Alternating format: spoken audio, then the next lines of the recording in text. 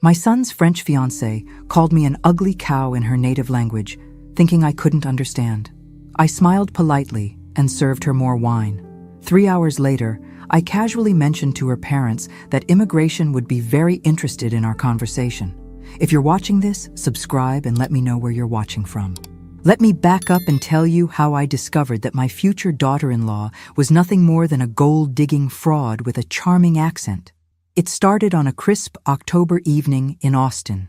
David, my 35-year-old son, had finally brought home the mysterious French woman he'd been dating for 6 months. Camille Dubois was everything I'd expected from his breathless descriptions. Petite, elegant, with that effortless style that French women seem to master in the womb. Her English was impeccable, tinged with just enough accent to be charming rather than difficult. "Mrs. Thompson," she said, taking my hands in both of hers, "David has told me so much about you. I'm so excited to finally meet the woman who raised such a wonderful man." I warmed to her immediately. After David's string of vapid girlfriends who couldn't be bothered to remember my name, Camille's genuine interest in our family history felt like a blessing. She asked thoughtful questions about the photos on my mantelpiece, complimented my cooking with what seemed like sincere appreciation, and even helped clear the table without being asked. David beamed throughout dinner, clearly smitten. "Camille speaks 5 languages fluently," he boasted, squeezing her hand. "She's been teaching me French, though I'm hopeless at it." "Oh, you're being modest," Camille laughed, her eyes twinkling.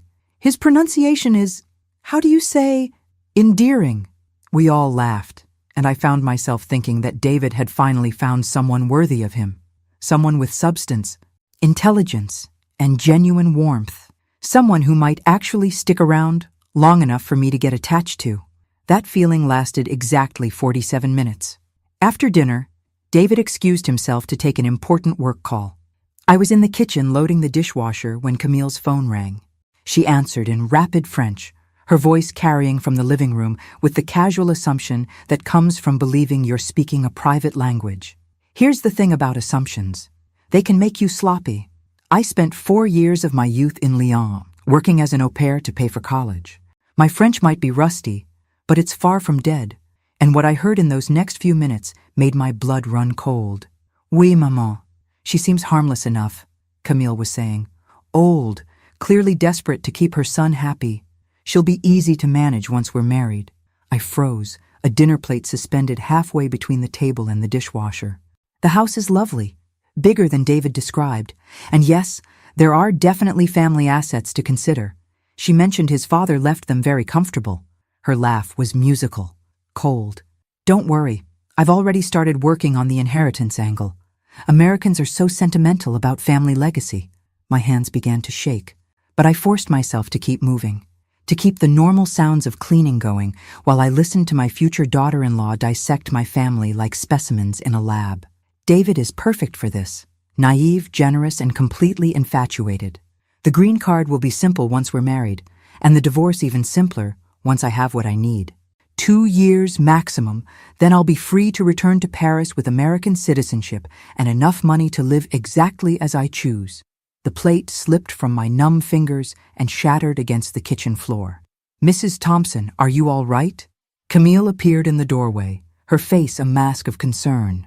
Perfect performance, if I hadn't just heard her true colors in crystal-clear French. "Just clumsy," I managed, kneeling to collect the pieces. "These old hands aren't what they used to be."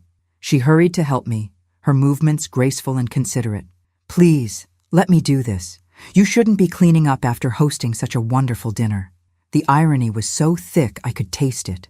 This woman had just finished explaining to her mother how she planned to manipulate and eventually rob my son, and now she was helping me clean up broken dishes with the tenderness of an actual caring daughter-in-law. "I have much experience with cleaning," she said with a self-deprecating laugh. "I worked in hotels in Paris before meeting David. Very humbling work, but it taught me to appreciate when others make effort for me." Another lie, delivered with such sincerity that I almost believed it myself. Almost. David returned from his call, apologizing profusely. "Sorry about that. Crisis at the site, but it's handled now." He surveyed the scene of us cleaning up together, and his face lit up like Christmas morning. "Look at you two, already acting like family.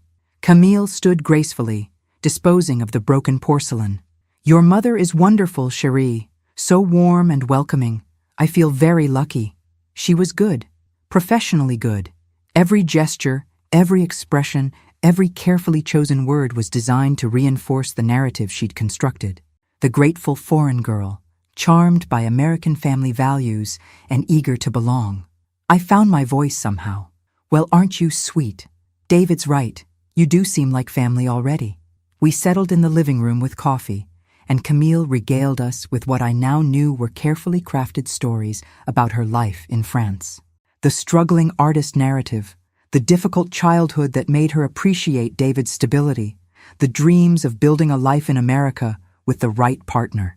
Every word was calculated, designed to hit David's protective instincts and his American savior complex.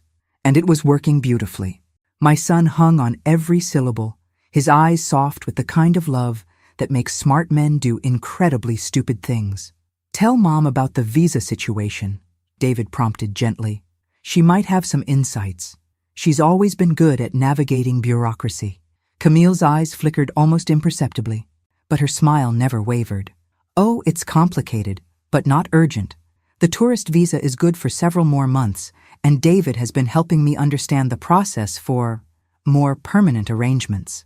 The pause was perfectly timed, allowing David to fill in the romantic implications without her having to lie outright. Masterful. We're thinking about engagement soon, David said, reaching for her hand. Once Camille settled and comfortable with the idea of staying permanently. How romantic, I said, proud of how steady my voice sounded. When you know, I suppose. Camille ducked her head modestly. I never expected to find someone like David. Sometimes the heart surprises us, non? Oh, the heart had definitely been surprised tonight, just not in the way she meant. As the evening wound down and David walked Camille to her car, I stood at the window watching them embrace. She was saying something that made him laugh, probably spinning another beautiful lie about their future together. He looked so happy, so hopeful, so completely unaware that the woman in his arms saw him as nothing more than a stepping stone to American citizenship and whatever money she could extract from our family. The question was, what was I going to do about it? I didn't sleep that night. Instead, I sat in my late husband's study, surrounded by 40 years of financial documents and family records, trying to understand exactly what Camille thought she was targeting. Robert had been a careful man, methodical in his approach to security. Our assets weren't flashy, but they were substantial. The house alone was worth close to $800,000, sitting on 2 acres in one of Austin's most desirable neighborhoods. The investment portfolios, retirement accounts, and life insurance policies painted a picture of comfortable upper-middle-class wealth. Nothing extravagant, but certainly enough to tempt someone with Camille's apparent agenda. What chilled me most was how efficiently she'd assessed our situation. One dinner, and she'd already calculated inheritance angles and timeline strategies. This wasn't impulsive opportunism, this was professional predation. By dawn, I'd made 2 decisions. First, I would not tell David what I'd overheard. Not yet. He was so deeply infatuated that any accusation from me would only drive him closer to her, cast me as the jealous mother who couldn't accept her son's happiness. I'd seen enough Lifetime movies to know how that story ended. Second, I needed to know exactly who Camille Dubois really was. I started with the basics: Facebook, Instagram, LinkedIn. Her social media presence was polished but thin, mostly photos from the last 18 months. No deep history, no childhood friends or family members tagged in old posts. The few pictures from France were generic tourist shots that could have been taken by anyone. Her LinkedIn claimed she worked in hospitality management in Paris, but the company names were vague and there were no colleague connections or recommendations. For someone supposedly in her late 20s with a career in the hospitality industry, her professional network was remarkably sparse. I was deep in internet rabbit holes when my phone rang. David's name flashed on the screen and my heart clenched with guilt. How do you talk to your child when you know something that will devastate them but can't prove it yet? Morning, Mom. Thanks again for last night. Camille couldn't stop talking about how wonderful you were. I bet she couldn't. She's lovely, sweetheart. I can see why you're so taken with her. I'm thinking about proposing soon, he said, his voice bright with excitement. Maybe Christmas? I know it's fast, but when it's right, it's right. Christmas. 2 months away. My stomach nodded. That's wonderful news, David. Have you thought about what kind of proposal? Where you might do it? As he chattered about his romantic plans, I was calculating timelines in my head.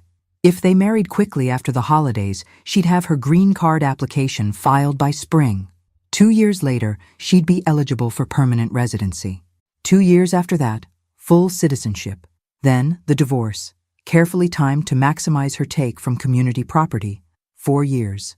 She was planning to systematically destroy my son's life over 4 years. Mom, you still there? Sorry, darling. Just thinking about how happy this makes me. The lie came easier than I expected. Have you met her family yet? Her parents? Not in person, but we video chat with them sometimes. They live in Marseille. Her father's a retired teacher, her mother works in local government. Very traditional family, which is why she's being careful about the engagement timeline. They want to meet me properly first. Traditional family. If they truly existed, they were probably horrified by their daughter's immigration fraud scheme. Or maybe they were in on it, coaching her through her long-distance destruction of an American family. That sounds reasonable, I said carefully. Maybe you should visit them before proposing, really understand where she comes from. Actually, they're planning to visit us next month. Camille wanted them to meet you before we make anything official. She values family approval. Of course she did. Meet the Marks family, charm the parents, establish herself as the perfect future daughter-in-law, then spring the engagement and rush toward marriage before anyone had time to ask difficult questions. After David hung up, I sat staring at my computer screen, feeling the weight of impossible choices. I could hire a private investigator, but that felt like crossing a line that would damage my relationship with David regardless of what we found. I could confront Camille directly, but she was clearly skilled at manipulation, and I had only an overheard phone conversation as evidence. Or I could be patient, play the long game, let her think she was winning while I gathered the information I needed to expose her completely. That's when I remembered my sister's youngest daughter, Claire, who worked for the State Department in visa services. Family connections could be remarkably useful when you needed to understand immigration fraud. Aunt Margaret, you're putting me in a very difficult position, Claire said, her voice careful over the phone. We were on a sister lunch date at my favorite cafe, though today I wasn't paying much attention to my salad. I'm not asking you to do anything inappropriate, I said, stirring my iced tea slowly. I just want to understand the general process. Educational purposes. Claire laughed despite herself. Educational purposes. Right.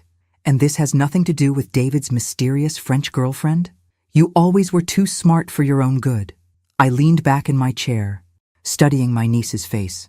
Claire had inherited the family's sharp instincts and no-nonsense attitude. If anyone could help me navigate this situation, it was her. Tell me what you know, she said quietly. Everything. So I did. The overheard phone conversation, the thin social media presence, the convenient backstory that hit all of David's emotional triggers. Claire listened without interruption, her expression growing more serious with each detail. There are red flags, she admitted when I finished. The timeline is aggressive, the background check seems superficial, and frankly, the whole narrative sounds like something from the manual on marriage fraud indicators. There's a manual? Oh, honey, there are several.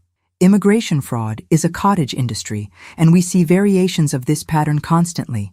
The difference is usually the sophistication level. Claire pulled out her phone and showed me a government website.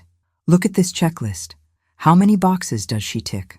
As we went through the indicators together, my heart sank. Camille wasn't just suspicious. She was practically a case study in marriage fraud red flags. Rushed timeline, financial motivation, limited verifiable background, age gap that favored the immigrant, and emotional manipulation of the American partner. The thing is, Claire continued, knowing something and proving it are very different challenges. These people are professionals. They've studied American men, they know exactly which buttons to push, and they're very good at covering their tracks. So what would you do? Claire was quiet for a long moment. Officially, I'd advise David to slow down. Do proper due diligence, and insist on meeting her family in France before making any commitments. And unofficially? Unofficially? I'd gather evidence, document everything, and I'd be prepared for the possibility that by the time you have proof, it might be too late to prevent the marriage, but not too late to minimize the damage. The damage. My son's broken heart, his financial losses, his faith in love itself. The ripple effects could last years, maybe decades. Some wounds never fully heal. There's something else you should know, Claire said carefully. If she's doing this professionally, David probably isn't her first target. These operations often work the same territories, use similar methods. There might be other victims, other sons, other families destroyed by Camille's calculated charm. The thought filled me with a cold fury I'd never experienced before. How would I find them? Very carefully, Claire warned, and completely legally. But if there are patterns of behavior, they leave traces. Immigration applications, marriage records, divorce proceedings. It's all public information if you know where to look. By the time we finished lunch, I had a plan. It wasn't a nice plan, and it wasn't a simple plan, but it was thorough. If Camille Dubois was a professional con artist, she was about to discover that Margaret Thompson wasn't nearly as harmless as she appeared. That afternoon, I made 3 phone calls. The first was to a private investigator Claire had recommended, someone who specialized in background verification with impeccable discretion. The second was to my attorney, updating my will and establishing some additional financial protections that had nothing to do with Camille and everything to do with being prepared for any outcome. The third call was the most important one. David, sweetheart, I've been thinking about what you said, about Camille's parents visiting next month. Yeah? What about it? Well, I'd love to host them for dinner, a proper welcome to the family. And you know what? I think I should brush up on my French before they arrive. Maybe take a refresher course. I'd hate for them to think I wasn't making an effort. The private investigator's name was Marcus Webb, and he looked nothing like what I'd expected. No trench coat or fedora, just a mild-mannered man in his 50s who could have been anyone's accountant, which, as it turned out, was exactly the point. The best investigations happen when nobody realizes they're being investigated, he explained, settling into the chair across from my kitchen table with a manila folder and a cup of coffee. Especially in cases like this, where the subject is already hyper-aware of potential scrutiny. It had been 2 weeks since I'd hired him, and the preliminary results were enlightening in the worst possible way. Let's start with what we know for certain, Marcus said, opening his folder. Camille Dubois entered the United States on a tourist visa 8 months ago.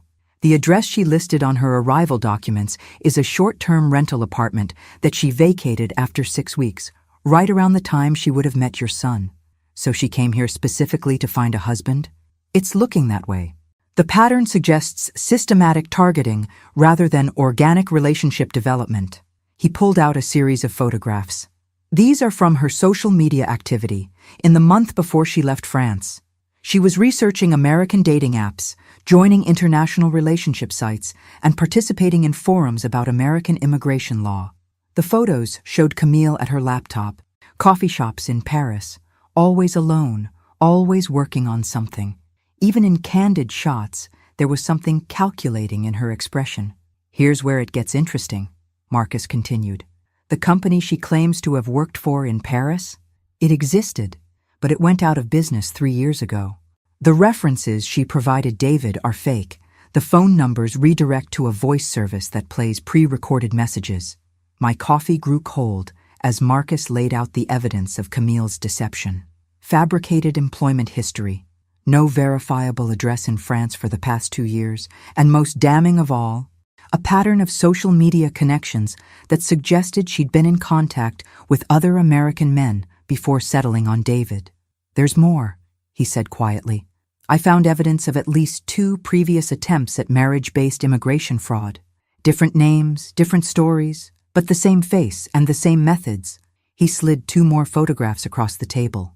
The first showed Camille with a man in his 40s outside a courthouse in Nevada.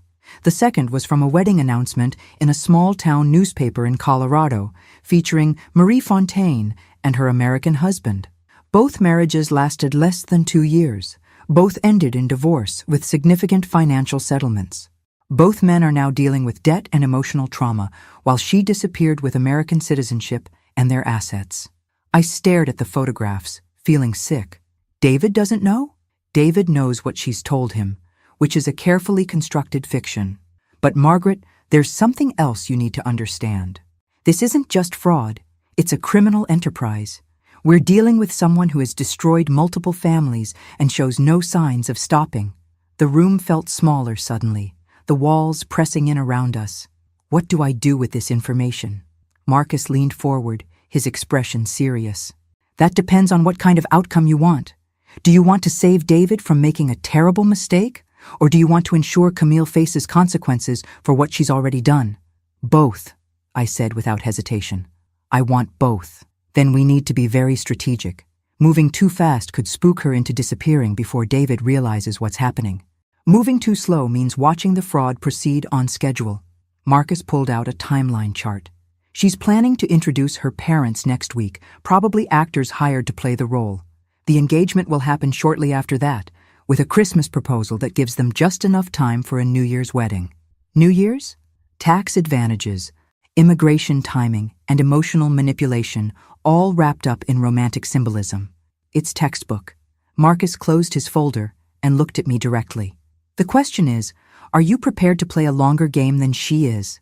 That evening, I sat in my garden watching the sunset paint the sky in shades of gold and crimson. Somewhere across town, David was probably having dinner with his fraudulent fiancée, discussing wedding plans and dreaming about their future together. And next week, I would sit across from fake parents speaking my rusty French and pretending to believe in a love story that was nothing more than an elaborate con. But Camille Dubois had made one crucial mistake in targeting our family. She'd assumed that a 64-year-old widow would be easy to fool, too polite to question, too grateful for her son's happiness to look too closely at its source. She was about to learn that assumption could be very dangerous indeed. The doorbell rang at precisely 6 o'clock, and I smoothed my dress one final time before answering. Camille stood on my porch, flanked by an elegant older couple who could have been cast by central casting for sophisticated French parents. "Mrs. Thompson," Camille said, her smile bright and seemingly genuine, "I would like you to meet my parents, Henri and Margot Dubois." Henri stepped forward with old-world courtesy, taking my hand and kissing it lightly. "Madame Thompson, we are so honored to meet the mother of the man who has captured our daughter's heart." His French accent was perfect, his mannerisms exactly what you'd expect from a retired teacher from Marseille. Margot embraced me warmly, smelling of expensive perfume and speaking in rapid, enthusiastic French about how wonderful it was to finally meet me. They were good, professional-level good. "Please, come in," I said in my deliberately rusty French. "I apologize for my poor pronunciation. It's been many years since I spoke your beautiful language." The effect was immediate and telling. Camille's eyes flickered with something that might have been concern, while her fake parents exchanged the briefest of glances. They hadn't expected me to speak French at all, let alone catch their authentic accents that were distinctly Parisian rather than Marseille. David arrived as we were settling in the living room, bringing wine and flowers and practically glowing with happiness. "Aren't they wonderful, Mom? I feel like I've gained a whole new family." As the evening progressed, I played my part perfectly. The charmed future in-law, delighted with these lovely people, asking gentle questions about their life in France and expressing how happy I was that David had found such a wonderful woman with such a strong family foundation. But I was also listening, really listening. And what I heard confirmed every suspicion Marcus Webb had raised. Henry's stories about his teaching career were generic and vague, the kind of details anyone could fabricate from internet research.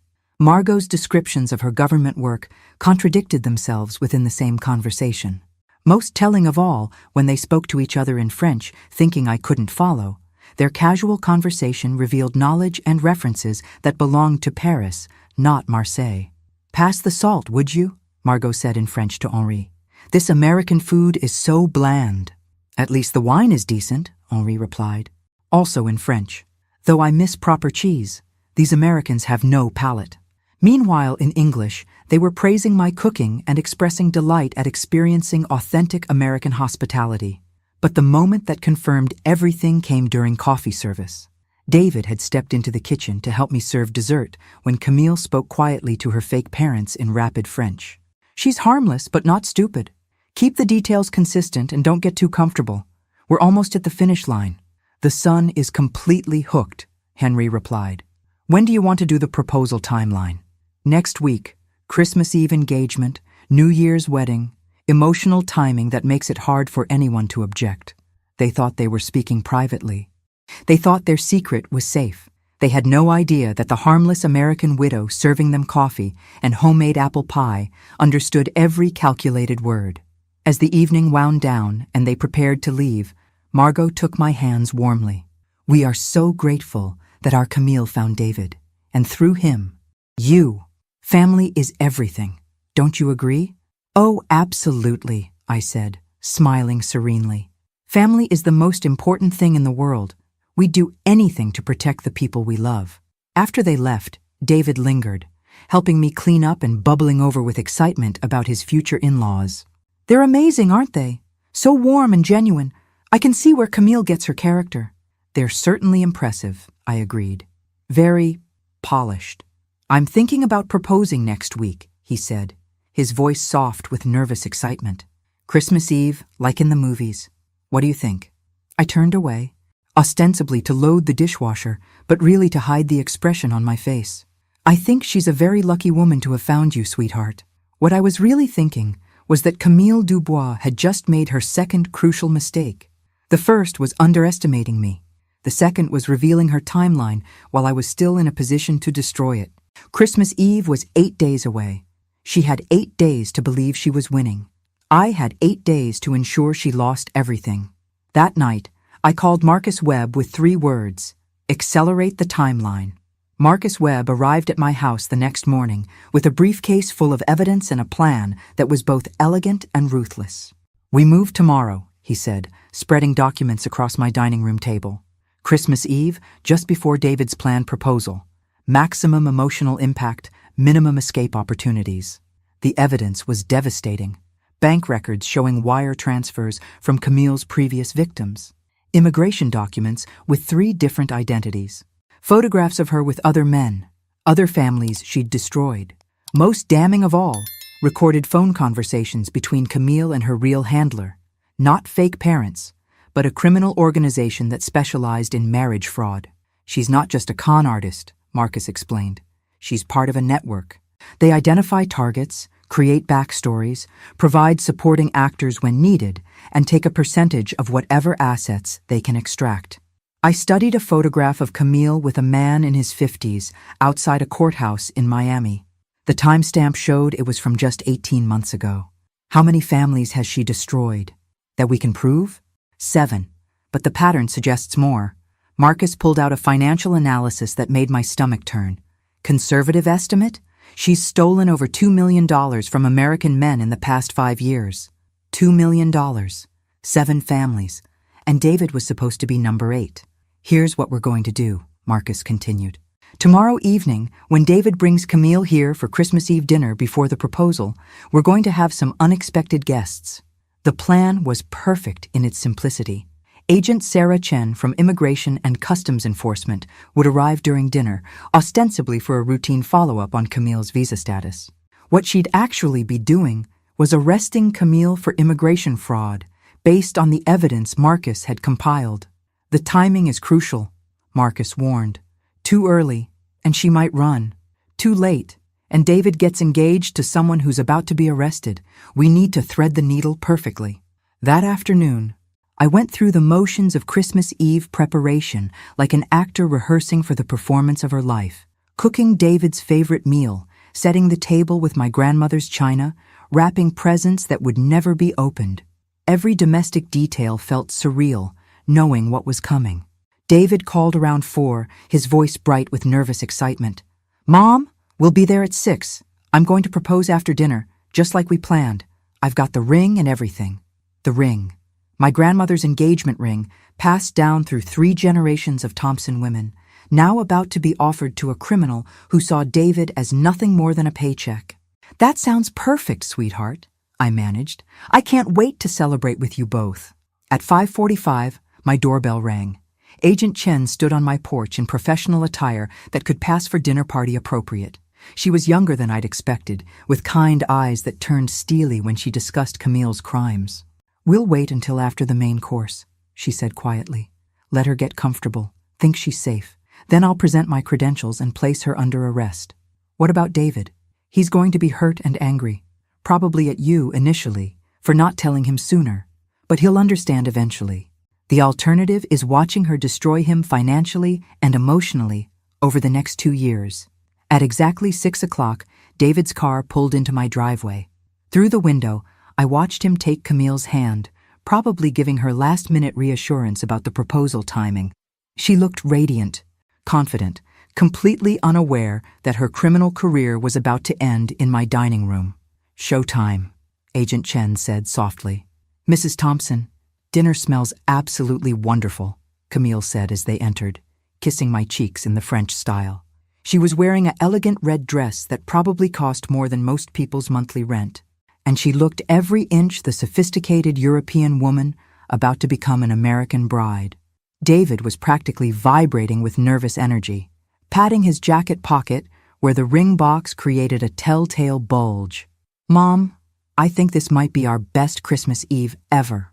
If only he knew. Agent Chen had positioned herself in the living room, pretending to read a magazine I'd strategically placed there.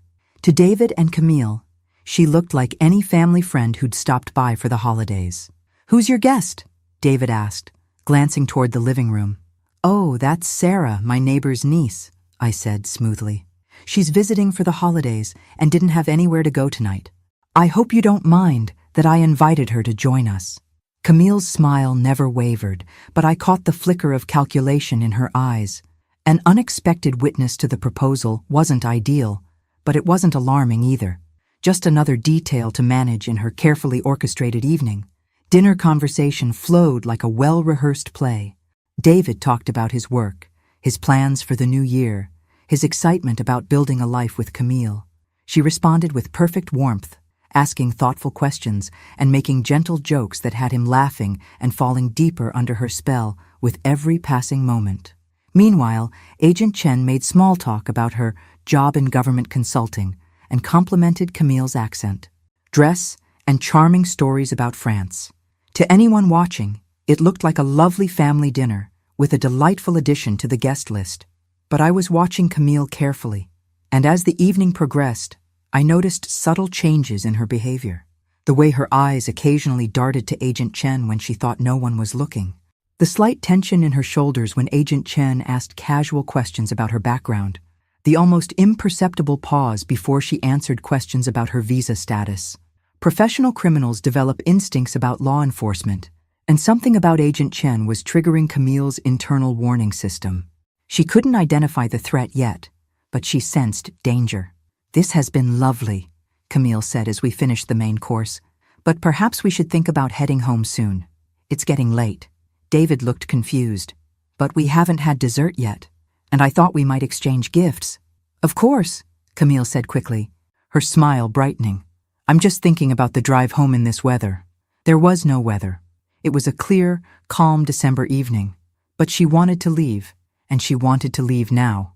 Agent Chen stood up casually. "Actually, before anyone goes anywhere, I should probably introduce myself properly."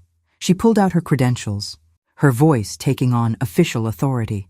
"Agent Sarah Chen, Immigration and Customs Enforcement. Ms. Dubois, I need to speak with you about some discrepancies in your visa documentation." The transformation in Camille was instantaneous and chilling. The warm, charming woman vanished, replaced by someone cold and calculating. Her accent disappeared entirely, revealing perfectly American English underneath. "I don't know what you're talking about," she said evenly. "My documentation is completely in order." David was staring back and forth between them, his face a mask of confusion. "What's going on? What discrepancies?" Agent Chen pulled out her phone and showed him the photographs Marcus had compiled. "Mr. Thompson, the woman you know as Camille Dubois is actually named Christina Marsh. She's wanted for immigration fraud, identity theft, and multiple counts of marriage fraud across 7 states." The ring box fell from David's suddenly nerveless fingers, hitting the hardwood floor with a sound like breaking dreams. The silence that followed Agent Chen's revelation lasted exactly 4 seconds. Then David exploded. "What the hell is this?" He spun to face me, his eyes blazing with betrayal and fury. "You knew and you didn't tell me?" "David, please let me explain." "Explain what? That you've been investigating the woman I love behind my back? That you've been lying to me for weeks?" His voice cracked with pain. "I trusted you, Mom. I brought her here because I trusted your judgment, and this is what you do?" Camille, Christina, whoever she really was, had gone very still, her mind clearly racing through options and escape routes. But Agent Chen was positioned between her and the front door, and backup officers were already surrounding the house. "Mr. Thompson," Agent Chen said gently, "I know this is shocking, but your mother likely saved you from years of financial and emotional devastation. The woman you know as Camille has defrauded 7 other men out of nearly $2 million. David shook his head violently. "No, you're wrong. This is some kind of mistake. Camille isn't... She wouldn't..." He turned to her desperately. "Tell them they're wrong. Tell them this is all some horrible mix-up." For a moment, I thought she might keep up the charade, try one final manipulation to maintain her hold on David's emotions. But then she looked at the evidence spread across Agent Chen's phone, calculated the odds, and made a different choice. She laughed. It was a cold, amused sound that had nothing of Camille's musical French accent. When she spoke, her voice was flat, American, and utterly without remorse. "Oh, David, you poor, sweet, stupid man." She picked up her wineglass and took a sip, as if she were discussing the weather. "Did you really think someone like me would fall for someone like you without an ulterior motive?" David went white. "What? You're boring, David. Predictable. The kind of man who thinks buying flowers and opening doors makes him irresistible to sophisticated European women." She gestured dismissively. "I've played this role so many times I could do it in my sleep. Vulnerable foreign girl, charmed by American stability, grateful for protection and security. It works every single time." The cruelty was breathtaking. She wasn't just confessing, she was destroying him for sport. The accent, the stories about France, the whole romantic narrative, all of it was research and performance. "I spent 3 weeks studying your social media, your interests, your psychological profile before I ever approached you at that coffee shop." She smiled coldly. "Did you think it was coincidence that I was reading your favorite book when we met?" David sat down heavily, like his legs could no longer support him. "The book? You said it was recommended by a friend. Amazon reviews and customer purchase patterns. I bought 5 books I knew would appeal to lonely divorced men in their 30s looking for intellectual connection." She shrugged. "Yours was the easiest mark in the coffee shop that day." Agent Chen moved closer, handcuffs ready. "Christina Marsh, you're under arrest for immigration fraud, identity theft, and conspiracy to commit marriage fraud." But Christina wasn't done with her performance. She looked directly at me, her eyes filled with genuine hatred. "You think you've won something, old woman? You've destroyed your relationship with your son to stop something that was always going to end anyway. I would have divorced him in 2 years, taken my cut, and disappeared. Now he'll spend the rest of his life wondering if every woman who shows interest in him is just another con artist." She turned back to David, who was staring at her like she was a stranger, which, of course, she was. "Your mother didn't save you, David. She just ensured that you'll never trust love again." Agent Chen led Christina away in handcuffs, but not before one final revelation that changed everything I thought I understood about the situation. "Wait!" Christina called out as they reached the front door. "Don't you want to know about the real Camille Dubois?" Agent Chen paused. "What about her?" Christina's smile was vicious. "She's real. 28 years old, lives in Marseille with her parents, works in hotel management just like I claimed. I studied her social media for months, stole her identity piece by piece, built my cover story around her actual life. My blood went cold." "What are you saying?" "I'm saying there's a real woman in France who has no idea her identity was stolen, who might be getting visits from American immigration officials asking questions about her fictional boyfriend and his family." Christina's eyes glittered with malice. "I'm saying your investigation might have just destroyed an innocent person's life along with your son's." The front door closed behind them, leaving David and me alone in the wreckage of Christmas Eve dinner. He sat motionless at the dining room table, staring at the scattered evidence of his shattered fairy tale. "Is it true?" he asked quietly. "What she said about the real Camille?" I sank into the chair across from him, suddenly feeling every one of my 64 years. "I don't know. Marcus, the investigator I hired, he'll have to look into it." "Marcus." David's voice was flat. "How long have you known?" 3 weeks, since the night she called me an ugly cow in French, thinking I couldn't understand her. For the first time since Agent Chen had revealed the truth, David looked directly at me. "She called you what?"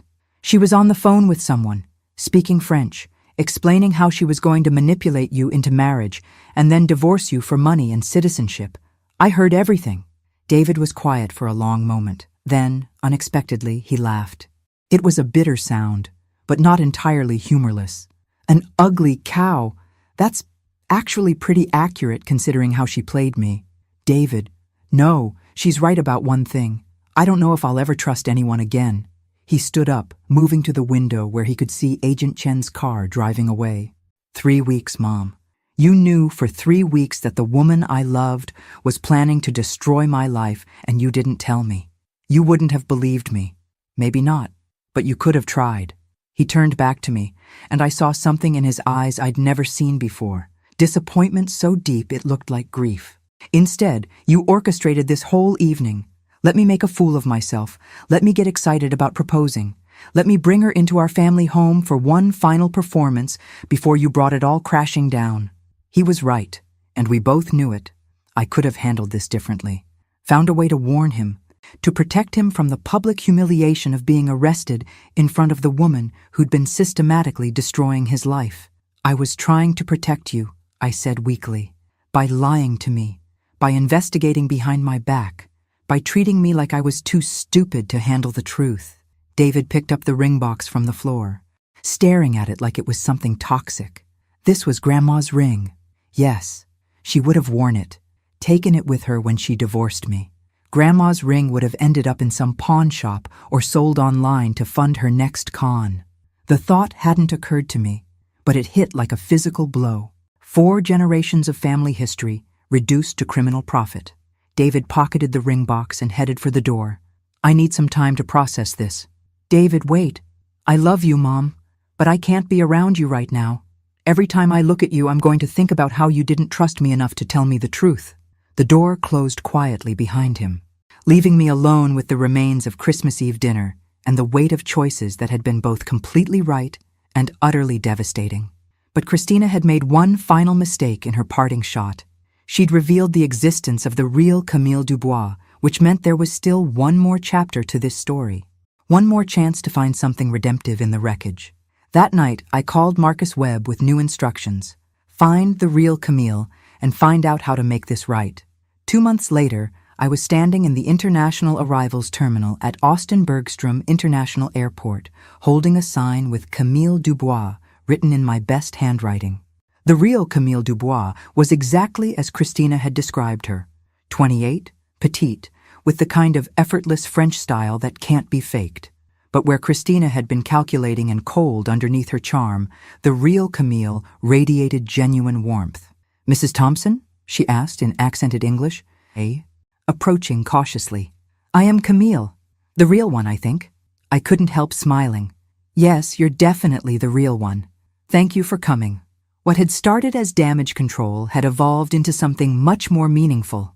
Marcus's investigation had revealed that Christina's identity theft had indeed caused problems for the real Camille. French authorities had questioned her about her fictional American boyfriend. Her bank accounts had been frozen pending investigation, and her reputation in her small community had been damaged by association with international fraud. But more than that, we'd discovered that Camille was dealing with her own family crisis. Her mother was battling cancer, and the medical bills were threatening to bankrupt the family. The money I'd offered to bring her to Austin for a face-to-face explanation had been gratefully accepted as a chance to earn additional income during a desperate time. "I still don't understand," Camille said as we walked toward my car. "Why would someone pretend to be me? My life is not so interesting." "It was perfect for her purposes," I explained. "Real enough to be verifiable, ordinary enough not to raise suspicions. She studied your social media, learned about your work, your family, your interests, and then used all of that to create a cover story. Over the next 3 days, I got to know the woman my son should have met instead of the criminal who had nearly destroyed his life. Camille was funny, intelligent, and refreshingly honest about her own struggles and dreams. She was also nursing a broken heart, a relationship that had ended badly 6 months earlier with a man who'd been cheating on her with her best friend. "It is strange," she said on her second evening, as we sat in my garden sharing a bottle of wine. "This woman, she stole my name, my history, even my heartbreak to make her story more believable. It feels like being robbed of yourself."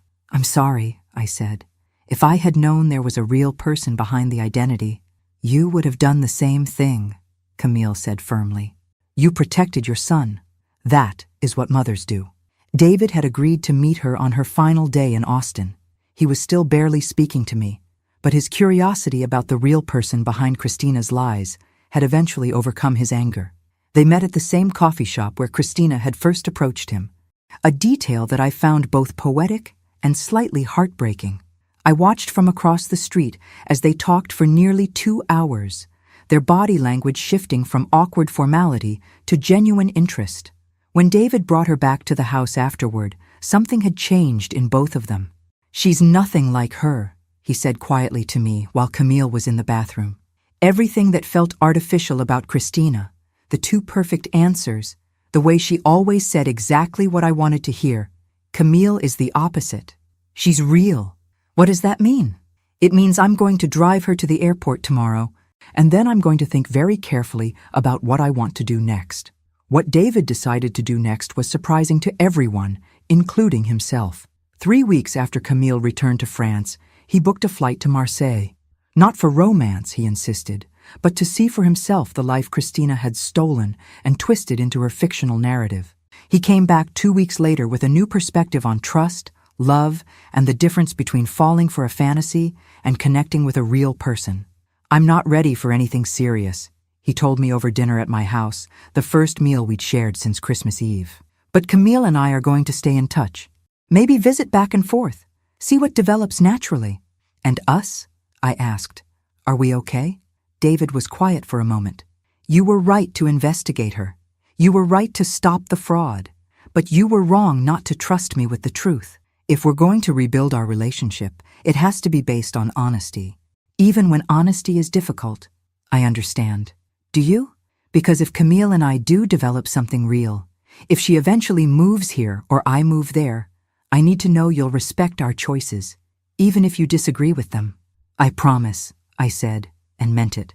6 months later, I received a wedding invitation written in elegant French script. David and Camille had decided to marry in a small ceremony in Provence, surrounded by olive groves and the kind of authentic French countryside that Christina had only pretended to know. As I RSVP'd yes with excitement, I reflected on the strange journey that had brought us all here. Sometimes the worst deceptions lead to the most honest connections. Sometimes protecting someone means letting them make their own mistakes. And sometimes, when you think you're saving one story, you're actually beginning a completely different one. The real Camille Dubois was nothing like her imposter, and that turned out to be exactly what my son needed to learn to trust love again. Thanks for listening. Don't forget to subscribe and feel free to share your story in the comments. Your voice matters.